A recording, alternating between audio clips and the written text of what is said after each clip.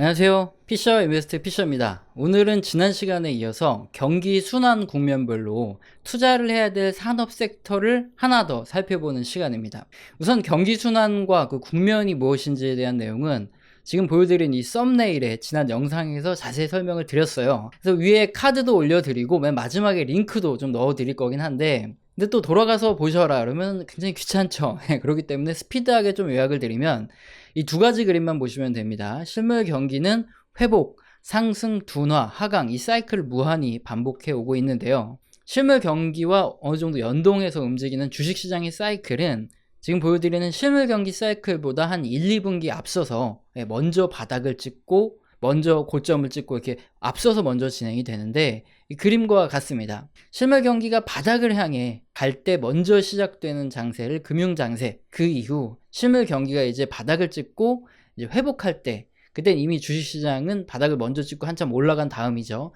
그때 시작되는 게 실적 장세고요. 그리고 실물 경기가 상당히 회복돼서 이제 금리가 인상되고 이제 정점을 향해 갈 때, 그때가 이제 역금융 장세. 주식시장은 이미 그때 피크를 찍고 이제 베어마켓이라고 하죠. 잘 올라가지 않는 이런 장세가 시작되고, 마지막으로 실물 경기도 하락을 하는 거죠. 그러면서 기업 이익이 급감하는 역실적 장세. 이때 주식시장은 뭐 급락을 먼저 하게 됩니다. 그리고 이런 산업 및 주식의 사이클마다 대장주라 그러죠. 먼저 빠르게 치고 오르는 산업과 종목들이 따로 있어서 우리는 지금 시점이 경기와 금융 사이클의 어느 시점인지 경제 지표를 근거로 판단을 하고, 그리고 만약에 종목을 고르거나 투자를 한다 그러면 해당 산업 내 주도주 섹터에 속한 이런 산업들을 우리가 알고 그 산업 내에서 종목을 고르면 수익을 볼 확률이 굉장히 높겠죠. 그래서 지난 시간에는 40년간의 역사적인 순환의 금융 장세에서 그래도 빠르게 오르는 산업에 속하는 것 중에 하나인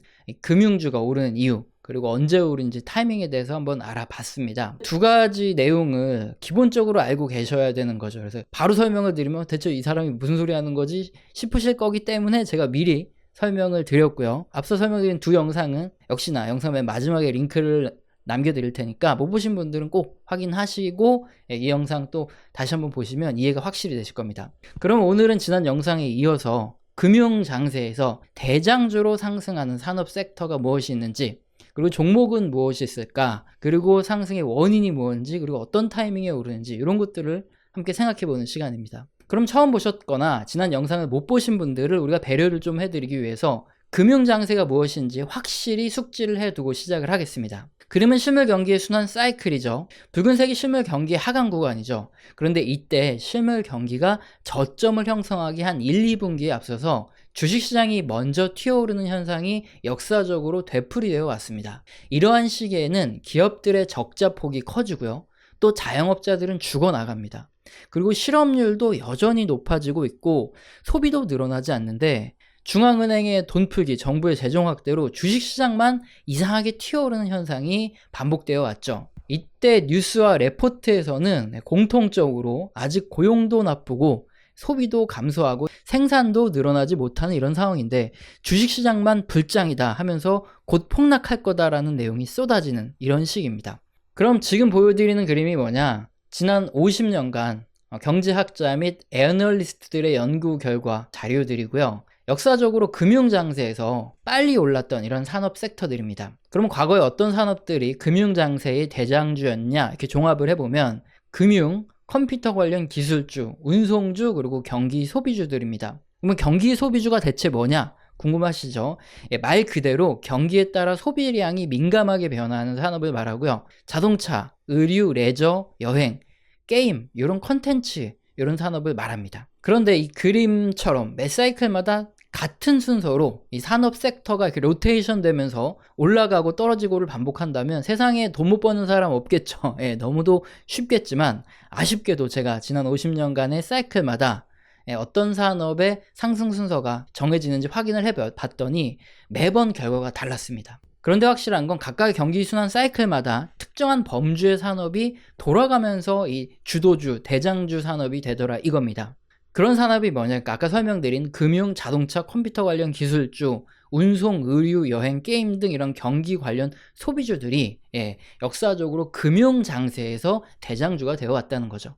그렇다면 앞으로 우리가 동일한 경제 사이클에 진입을 했을 때 앞서 살펴본 이 산업군 내에서 주도주가 나올 확률이 굉장히 높으니까 공부할 범위가 좁혀지는 거죠. 그래서 오늘은 금융장세에서 역사적으로 주도주가 되었던 산업군 중에서 자동차 산업을 한번 함께 살펴보도록 하겠습니다. 우선 그림은 우리나라 자동차 산업의 대표주인 현대차입니다. 그런데 차트를 보시면 1997년 이후 이 차트만 지금 보여드리고 있죠. 왜 그러냐? 우리나라 종목들의 경우에는 1997년 IMF 이후 주가를 경제지표와 비교하며 살펴봐야 하기 때문에 그렇습니다. 지금 보여드리는 뉴스 기사처럼 1997년 3월 31일부터 우리나라 정부가 자본시장의 개방 조치를 시작했습니다. 그래서 외국인들의 투자 한도 제한이 그때부터 풀렸는데요. 원래는 1999년까지 우리나라 주식 종목당 외국인 투자 한도를 30% 요거로 그것도 늘린 거예요. 그전엔 더 적었는데.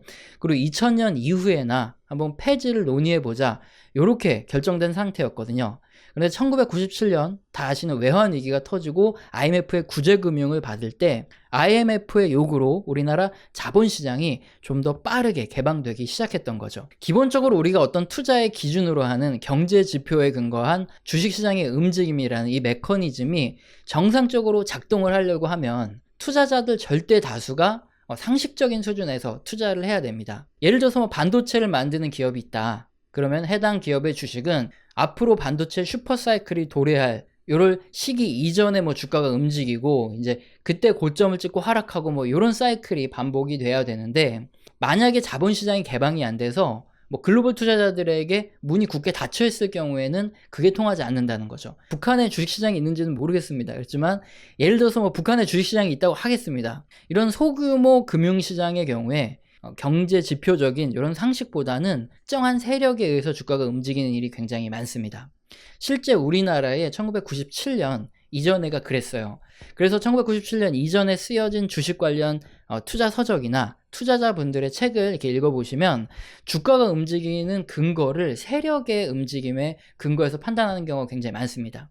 실제 IMF 이전까지만 해도 그분들의 생각이라든가 흐름이 굉장히 잘 맞았어요. 그렇지만 자본시장 개방 이후부터는 외국인과 기관이 투자하는 대형주의 움직임은 경제지표 및 상식에 근거해서 움직이기 시작을 했습니다. 물론 아직도 중소형주의 경우에는 뭐 특정 세력이 주가를 움직이는 경우가 굉장히 많죠.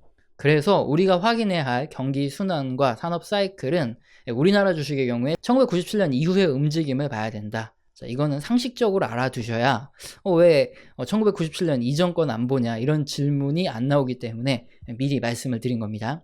다시 현대차의 차트를 보겠습니다.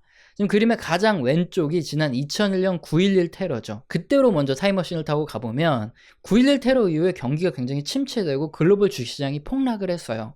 이때 경기 침체를 우려한 미 연준도 그렇지만 각국 중앙은행도 그렇고 금리를 인하하고 재정을 확대하는, 즉 돈풀기에 들어가기 시작합니다. 이때 실물 경기는 바닥으로 떨어졌지만 주식시장은 곧바로 저점을 찍고 반등하기 시작하는 금융장세가 시작됐습니다. 그럼 현대차 주가의 이 차트를 확대해 보겠습니다. 2001년 말까지 9.11 테러의 여파로 큰 폭으로 현대차의 주가도 또 하락을 했었죠. 그래서 15,000원까지 떨어졌던 현대차 주가는 2001년 연말을 저점으로 이제 금융장세가 시작이 될 때부터 올라가기 시작해서 단기에 54,000원으로 거의 3배 가까이 튀어오르게 됩니다. 그러면 당시 현대차 주가가 이렇게 급등했던 이유는 무엇일까요? 지금 뉴스에 나오는 대로 이게 2001년 12월 28일의 뉴스죠. 글로벌적인 돈풀기로 우선 현대차의 내수시장의 자동차 소비가 증가를 했고요. 그리고 해외 수출도 잘 됐습니다. 그에 따라 2002년에는 최소 300만 대의 판매가 예상된다. 이런 장밋빛 전망을 현대차에서 직접 발표를 했었던 거죠. 자동차 기업의 내수와 수출이 증가하는데 당연히 주가가 오를 수밖에 없죠. 단 2002년부터 엔화 약세의 영향이 커지면서 주가는 일시적으로 하락하는 움직임이 나타나죠. 그럼 다음으로 현대차의 2008년 금융위기 이후 흐름을 한번 살펴보죠. 이 차트를 확대해 보면 금융위기로 폭락한 현대차의 주가는 2009년이죠. 금융장세가 시작되면서 저점을 찍고 급격한 상승세를 보이기 시작하죠. 그래서 저점에 4만원대에 거래되던 이 주가가 25만원까지 거의 한 1년 반 만에 오르게 됩니다. 이때 현대차 주가가 상승한 이유는 또 뭘까요? 역시 2001년과 똑같습니다. 금융위기 이후 각국 중앙은행과 정부의 돈 풀기가 시작되자 우선 내수 시장이 살아났고요. 그리고 환율 효과도 있었고 우리 정부의 수출 드라이브 정책의 지원을 받으면서 현대차의 수출이 급증했기 때문입니다. 일단 여기 두 케이스만 봐도 금융장세가 시작되면 자동차 산업은 저점을 찍고 상승하는 패턴이 반복되겠구나 싶은데 이제 방점을 찍는 게 바로 코로나 이후의 주가 움직임이죠. 차트를 한번 확대해 보겠습니다. 2020년 4월 코로나 침체로 현대차 주가는 주당 7만원대까지 떨어졌었죠. 근데 이 주가는 거의 1년 만에 최고가 28만 9천원을 찍게 됩니다. 이유는 뭔지 여러분도 다 아시죠? 미연준과 각국 중앙은행의 돈 풀기로 일단 내수 시장이 증가를 했고요. 역시나 똑같죠. 그 다음에 수출도 증가를 했죠. 여기에 애플카에 대한 기대감이 터졌죠. 그러면서 단기의 주가가 크게 오른 겁니다. 일단 여기 세 가지 케이스만 살펴봐도 지난 2000년 IT 버블 붕괴 이후, 그리고 2008년 금융위기 이후, 그리고 2020년 코로나 침체 이후 자동차 산업의 대장주인 이 현대차에 공통적으로 나타난 주가 움직임, 그리고 그 이유도 역시나 여러분도 이미 쉽게 찾으셨을 겁니다. 위기 이후 실제적인 경제는 살아나지 못하고 실물 경기가 둔화되는 구간, 각국 중앙은행과 정부의 돈 풀기 그리고 재정 확대가 이어지면서 역사적으로 여지없이 자동차의 내수 소비와 수출이 늘었다는 거죠. 그러면서 대장주의 주가 또한 금융장세 내내 상승 흐름을 지속해왔다. 자, 이걸 알 수 있다는 겁니다. 하지만 우리가 하나 알아둬야 되는 게 이렇게 급등하던 자동차 대장주 현대차의 주가에도 쥐약은 있습니다. 바로 엔화입니다. 지난 2001년에 저점을 찍고 한참 잘 오르던 현대차는 급작스럽게 N1 환율이죠. 이게 하락하는 암초를 만나게 됩니다. 그래서 한참 잘 오르던 주가가 한동안 꺾여 내려가는 것을 지금 차트로 확인을 하실 수 있죠. 마찬가지로 지난 2008년 이후 한참 잘 오르던 현대차 주가는 N1 환율 하락이 시작된 2011년부터 더 이상 상승하지 못하다가 2014년 보시면 본격적으로 N1 환율이 하락을 하기 시작하죠. 이때 주가도 함께 하락하는 흐름이 나타납니다. N1 환율이 하락하면 현대차 주가에 악재가 되는 이유가 뭐냐면 우리나라와 일본은 자동차 수출에서 경합관계에 있기 때문입니다.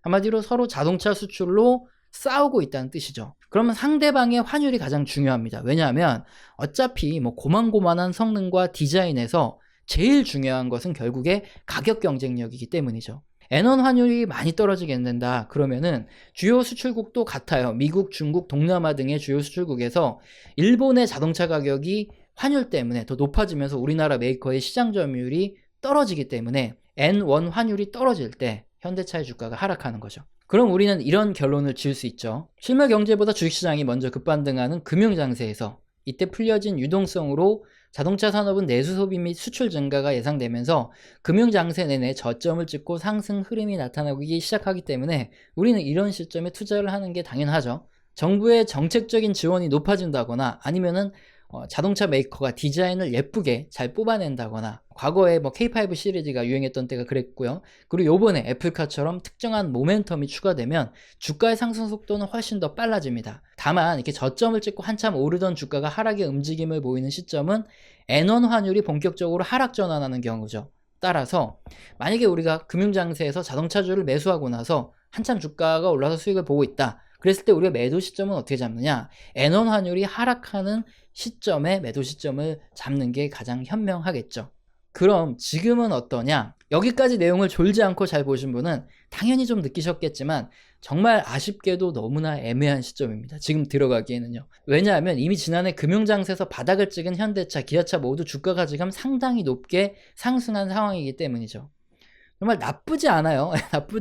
정말 나쁘지 않은데 가격적으로 메리트가 많이 떨어졌다 이겁니다. 개인적으로 확실한 매수의 이유가 있는 분이라면 모르겠어요. 하지만 다른 마음에 쏙 드는 이런 산업과 종목이 나올 때까지 공부를 더 열심히 하는 게 좋지 않을까 싶습니다. 왜냐?